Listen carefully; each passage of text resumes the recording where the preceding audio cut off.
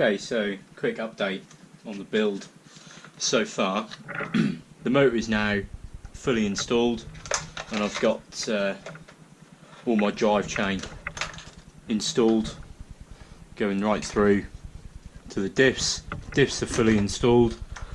Now I've used 500,000 weight oil front and rear diffs, which has made my diffs nice and sticky.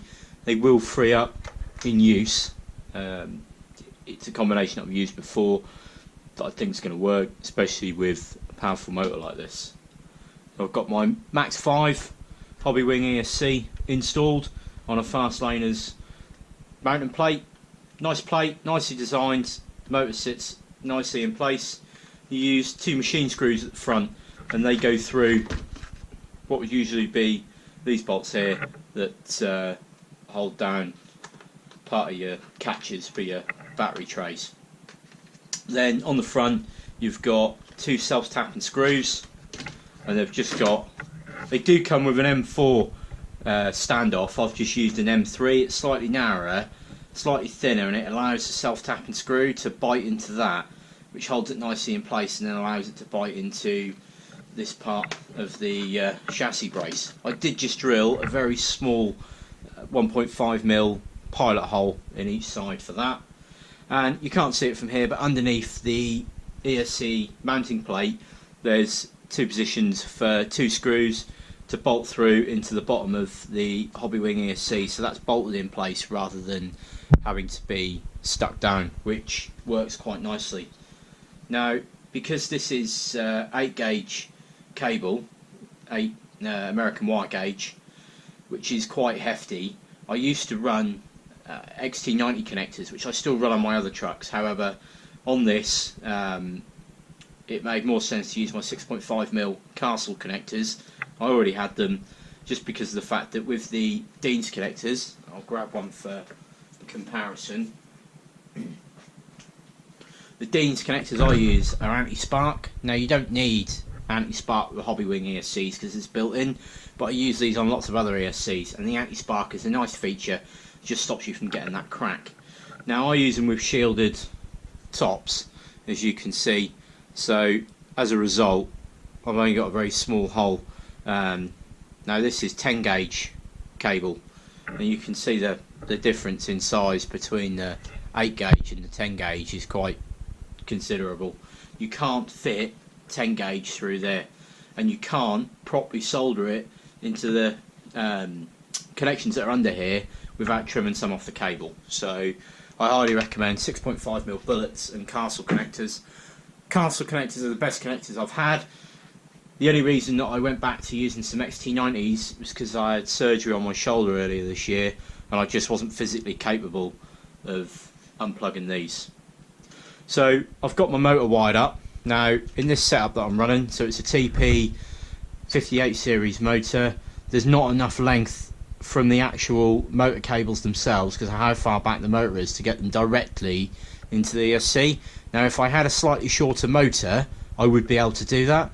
So I've made up some extensions and I've used 6.5mm bullet connectors. Now I've slid them together and then I've put heavy duty heat shrink over where they join and just shrunk that over, so that just stops any risk of any parts that you see. Sometimes if you just put the heat shrink up to each side of the bullet, you do get a little bit of metal showing, and I just don't want to take any risks at all, so I just put it over there, and it also stops any water ingress. And I've just left myself, it's hard to see, but I've got a bit of space between the motor and the receiver box, so I've got a little bit of room. I've left myself a bit of slack, as you can see. That just means if I have any problems I need to re-terminate cables, then I've got enough length there to do it. The same with my battery connector cables on the speed control. I have cut them down, however I've left a fair bit of extra length. Now if I install my batteries with the plug at the rear of the car, once they're all plugged in and done, they do hold down quite nicely. If you're doing them at the front, then yes, you're going to have a little bit of extra slack. However, I do like to leave the extra on the cables.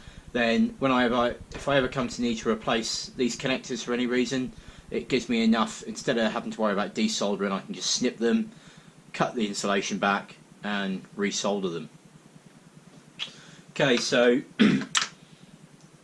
the other thing you probably see is a couple of cables here. These are just for my front and rear lights. Now these are supplied by Muttrat RC. You can find them on eBay. I think they're roughly around the £30 mark for front and rear. Now that comes with all the mounting hardware, which is stainless steel, and they sit beautifully in the bumper, front and rear. I'll just power these up and then you can see for yourself. Okay. Now, as you can probably see, that is an extremely bright LED. Now, it's hard to see, but it's actually a dual bar. If I cover up, you can see what will be the bottom one there when it's installed, and that'll be the top one. Now, the rear is just simply 4 separate LEDs, all in a nice, 3D printed plastic. I've had these on one of my other trucks now for a good 10-11 months, and I've bashed it extremely hard and I've had no problems whatsoever. So Muttrat RC, highly recommend them. They get drop shipped from Poland, so most countries don't end up having any shipping, any import duty problems at all. The cables are braided nicely. They even got a nice little board here which drops the voltage down to the correct amount, and they just plug directly into your directly into your receiver box and take power from there. So superb. I've not noticed any problems with like run times going down or anything at all like that, so highly recommend them. I'll turn the light off. So now it's dark, so as you can see, that greatly illuminates whatever I'm shining it at. So for the guys that run at night time, I'll just turn you around a little bit here. You can see, so without the light, wipe my hand over it, how dark it is, and then with the light, that's certainly, I'm happy with it. At the end of the day, if you're running a big 8S truck on in the dark, then you probably need to be having words with yourself anyway.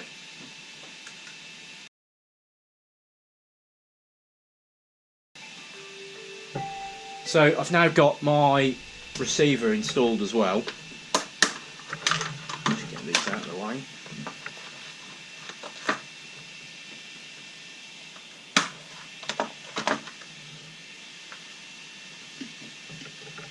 Okay, so that's my front and rear lights. Now I've got this nice Absema, you can see on there, what it is, CR4T Ultimate. Now I'm fairly new to these, but so far I've been significantly impressed.